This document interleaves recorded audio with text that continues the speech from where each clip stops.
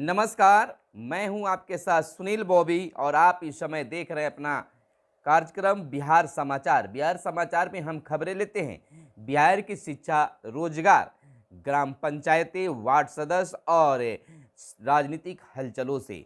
तो बिहार की खबरों से जुड़े रहने के लिए आप हमारे चैनल को सब्सक्राइब कर सकते हैं। तो आइए जानते हैं बिहार की पहली और बड़ी खबर। बिहार में इन दिनों राजनीतिक हलचलें काफ़ी तेज हो गई है। यूं कहा जाए तो दबी जुबान में लोग कहना शुरू कर चुके हैं कि कभी भी बिहार सरकार गिर सकती है। यानी 72 घंटे में कुछ भी बिहार में हो सकता है। राजनीतिक गलियारे से खबर निकलकर सामने आ रही है। जैसा जदयू में अब आंका जा रहा है, बताया जा रहा है कि जदयू में सब कुछ ठीक ठाक नहीं है। यानी कि राज्यसभा उम्मीदवार को लेकर यह बातें सामने ठनी हुई मालूम हो रही है। और विशेष यह खबर निकलकर सामने आई है कि सभी एमएलए को 72 घंटे तक पटना में ही शिफ्ट रहने की बात जदयू की ओर से यानी मुख्यमंत्री की ओर से कहा गया है। यानी कि कहा जा सकता है कि अगर 72 घंटे जदयू के लिए भारी पड़ सकता है, भारी है, और 72 घंटा अगर बीत गया तब बिहार के लिए एक बड़ा सुखद खबर होगा और नहीं तो बिहार सरकार गिर भी सकती है। इसको लेकर जीतनराम मांझी ने भी बड़ा बयान दिया है कि अगर कहीं कुछ अगर होता है तो एनडीए पार्टी को नुकसान होगी, यानी भाजपा और जदयू दोनों को नुकसान होगी। इस तरह से बयान आ रहे हैं। और नीतीश कुमार से जब पत्रकारों ने पूछा तो उन्होंने साफ साफ शब्दों में कहा कि राज्यसभा उम्मीदवार की घोषणा समय पर होगा और आपको बताया भी जाएगा। इधर आपको बता दें कि मुख्यमंत्री नीतीश कुमार ने कहा है कि राज्यसभा उम्मीदवार के नाम की घोषणा समय पर हो जाएगी। समय से पहले नाम घोषित करने की जरूरत क्या है। बीते दिन को प्रदेश जदयू कार्यालय में पार्टी नेताओं की समस्याओं को सुनने के बाद पत्रकारों से बातचीत में सीएम ने कहा कि चिंता मत करिए, राज्यसभा उम्मीदवार की घोषणा समय पर हो जाएगी। यानी कि यह सफाई मिल रहा है पत्रकारों के समक्ष, लेकिन अंदर ही अंदर जदयू में सब कुछ ठीक ठाक नहीं बताया जा रहा है। 4 घंटे कार्यकर्ताओं से संवाद करते रहे सीएम नीतीश कुमार। बीते दिन यानी रविवार को जदयू प्रदेश कार्यालय पहुंचे मुख्यमंत्री नीतीश कुमार 4 घंटे तक कार्यकर्ताओं से संवाद करते रहे। सुबह 11:30 बजे प्रदेश कार्यालय पहुंचे सीएम शाम 3:30 बजे तक कार्यकर्ताओं की समस्याओं को सुनते रहे। पार्टी कार्यालय के कर्पूरी सभागार में कार्यकर्ताओं से मिलने के कार्यक्रम के तहत मुख्यमंत्री ने बिहार के तमाम जिलों से आए सैकड़ों पार्टी कार्यकर्ताओं से मुलाकात भी की है।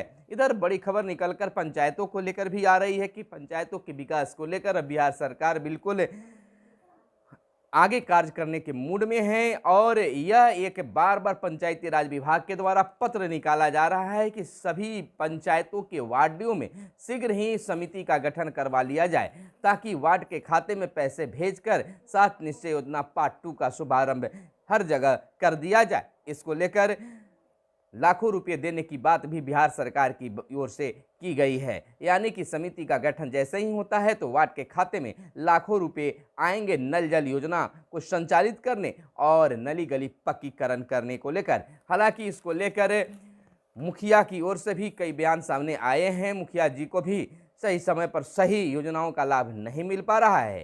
हालांकि कई योजनाएं चालू भी हुए हैं, शुरू भी हुए हैं। मनरेगा की भी बातें हो रही है, मनरेगा के भी कार्य चल रहा है, लेकिन उस स्पीड से नहीं चल रहा है जिस स्पीड से होनी चाहिए। इधर हम आपको बता दें कि निर्बाध बिजली आपूर्ति के लिए सुधरेगी सब स्टेशनों की सेहत। पहले से बने सब स्टेशनों में लगे पुराने उपकरण बदले जाएंगे और पावर ट्रांसफार्मर भी लगेंगे। 24 घंटे से अधिक हर रोज औसतन बिजली आपूर्ति हो रही है गाँव में। यह 24 घंटे की बात जो कही जा रही है कि 24 घंटे में 20 घंटे से अधिक बिजली मिल रहे हैं, लेकिन अभी हालात कई जिलों से जहां तक मालूम हुआ है तो बिजली की व्यवस्था काफ़ी लचर है। 22 घंटे से अधिक हर रोज औसतन बिजली आपूर्ति हो रही है शहरों में। और 167 पावर सब स्टेशनों का जल्द होगा कायाकल्प। पावर ट्रांसफार्मरों की क्षमता बढ़ाकर 10 MVA की जाएगी। और क्यों जरूरी है सब स्टेशनों की, यानी कि अगर सब स्टेशन बिल्कुल ठीक ठाक रहेंगे तो बिजली निर्बाध रूप से मिलेगी। विशेष अभियान चलाने की बातें हो रही है। राज्य में 24 घंटे बिजली देने के लिए पावर सब स्टेशनों की क्षमता बढ़ाई जाएगी। पहले से बने सब स्टेशनों में लगे पुराने कल पुर्जे को भी बदलने की बातें की जा रही है। अगर कहीं 3.25 MVA या 5 MVA के पावर ट्रांसफार्मर होंगे, वहां भी बदलकर 10 MVA का लगाया जाएगा।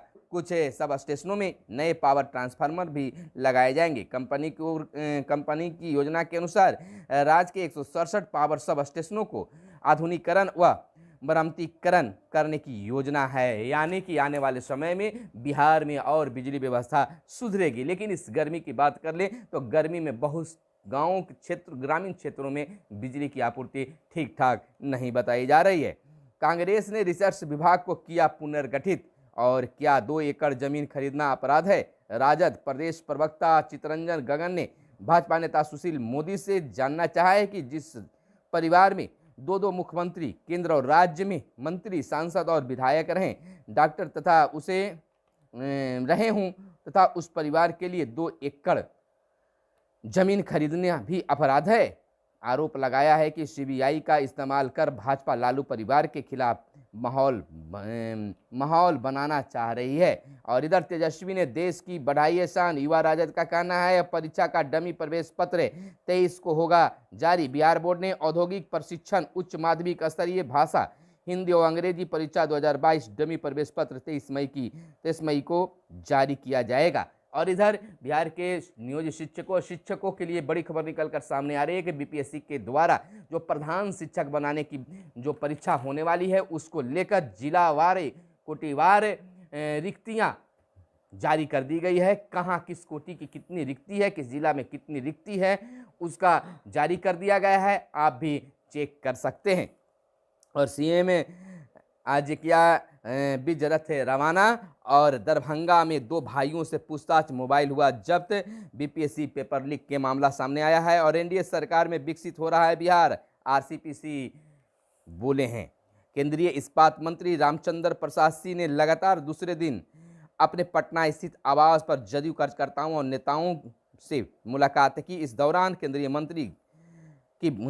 मंत्री का बड़ी संख्या में जदयू कार्यकर्ताओं ने स्वागत व अभिनंदन भी किया है।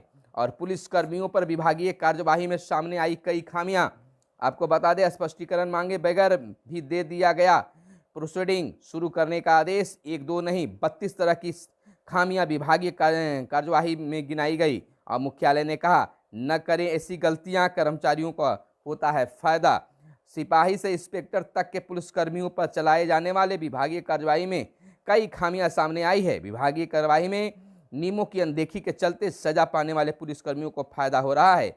अदालतों में मामले टिक नहीं पा रहे हैं और विभागीय कार्यवाही को निरस्त किया जा रहा है। ऐसे में कई मामले सामने आने के बाद पुलिस मुख्यालय को डीजी रैंक के सभी अफसरों के साथ एडीजी, आईजी और डीआईजी, एसएसपी और एसपी स्तर के पुलिस अफसरों को पत्र लिखना पड़ा है। और सेवानिवृत्ति के बाद पेंशन नियमावली बदले बिना विभागीय कार्यवाही हो रही है। पुलिस मुख्यालय को विभागीय कार्यवाही में हो रही गलतियों को लेकर यूं ही पत्र नहीं लिखना पड़ता है। ऐसी गलतियां विभागीय कार्यवाही के दौरान की जा रही हो। बिहार सरकारी सेवक वर्गीकरण नियंत्रण और अपील नियमावली 2005 के प्रावधानों के खिलाफ सेवा काल से शुरू की गई विभागीय कार्यवाही को सेवानिवृत्ति के बाद पेंशन नियमावली के तहत बदले बिना जारी रखने जैसे मामले सामने आए हैं। और इधर भाजपा राज्य भर में करेगी कार्यक्रम।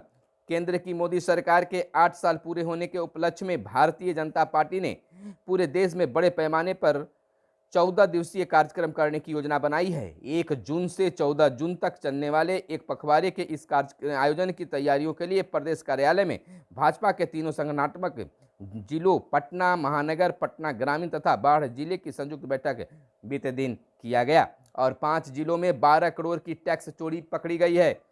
जीएसटी की चोरी करने वाले 7 फर्मों के विरुद्ध हुई है कार्रवाई। जांच में पता चला कुछ फर्म केवल कर रहे हैं चोरी के लिए प्रयास। और इधर आपको बता दें, वाणिज्य कर विभाग ने 5 जिलों पटना, बेगूसराय, गया, सारण और कटिहार में एक साथ छापेमारी कर 12 करोड़ की टैक्स चोरी को पकड़ा है। आपको बता दें कि राज्य कर आयुक्त सचिव के निर्देश पर वाणिज्य कर विभाग द्वारा टैक्स की चोरी कर रहे व्यवसायियों के विरुद्ध लगातार कार्रवाई जारी है। और इधर जनप्रतिनिधियों से बाढ़ सुखाड़ सुरक्षा योजना पर राय व सुझाव लेगी अब बिहार सरकार। सीएम के निर्देश पर 23 व 25 मई को होगी परमंडलवार बैठक और 2022 की संभावित बाढ़ व सुखाड़ की तैयारियों की जानकारी दी जाएगी। और ढाढर नदी योजना के लक्ष्य के बराबर नहीं हुई सिंचाई और मातृ शिशु मृत्यु दर में कमी लाई जाएगी।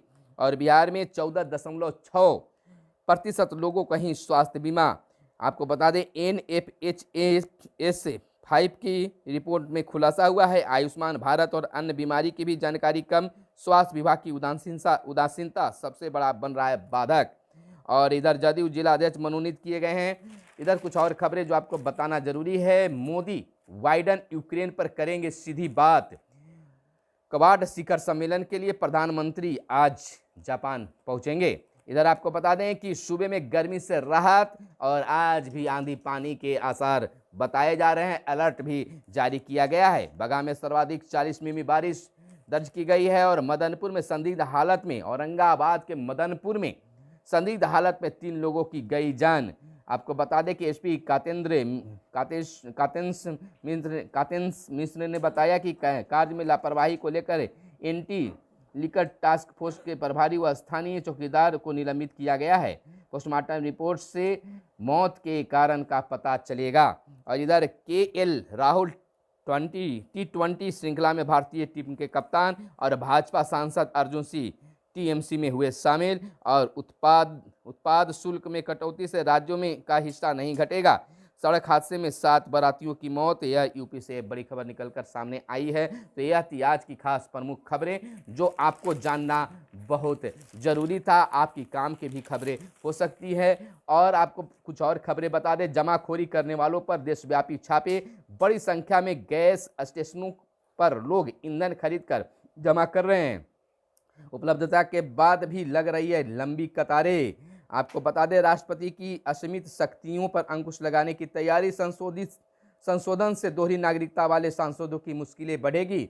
और इधर चीन की चुनौती से निपटने और आपसी सहयोग बढ़ाने पर जोर दिया गया है। क्या है भारत के लिए इसलिए महत्वपूर्ण और चीन की चुनौती प्रति एकजुटता।